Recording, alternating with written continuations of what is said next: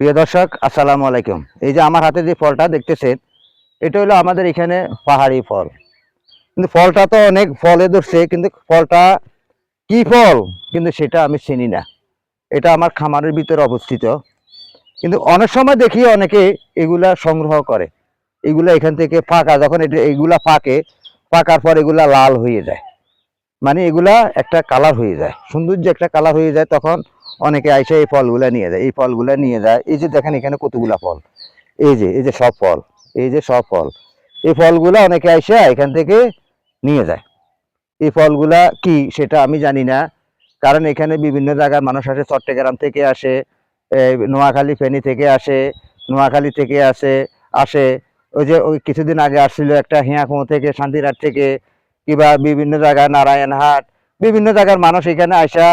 আমাদের এখানে পাহাড়, তো পাহাড়ে অনেক সময় অনেকে এই ফলগুলা তারা খোঁজ করে। তো এইগুলা দিয়ে তারা কি করে, কি ঔষধি ফল না কি ফল সেটা আমি জানি না। যদি আপনাদের জানা থাকে এই ফলের নাম, এই ফল দিয়ে কি কাজে লাগে, তাহলে অবশ্যই আপনারা আমাকে কমেন্টের মাধ্যমে জানাবেন। তাহলে আমি এই ফলগুলা আর নষ্ট করব না, এগুলা আমি রেখে দিব, কিংবা এগুলা আরো বৃদ্ধি করার চেষ্টা করব। কারণ আমি তো আর এই ফলের বিষয়ে জানি না। আমার এখানে হলো কৃষি খামার, কৃষি ও মুরগির খামার, কিংবা আমি একজন কন্টেন্ট ক্রিয়েটর, বিভিন্ন জায়গাতে আমাকে ব্যস্ত থাকি, কিন্তু এসবগুলা নিয়ে আমার গবেষণা নাই। তাই আপনাদের যদি চিনা থাকে অবশ্যই আপনারা একটা কমেন্টের মাধ্যমে জানাবেন। সেই এই শুভকামনা জানিয়ে আমি এখান থেকে বিদায় নিচ্ছি। আসসালামু আলাইকুম।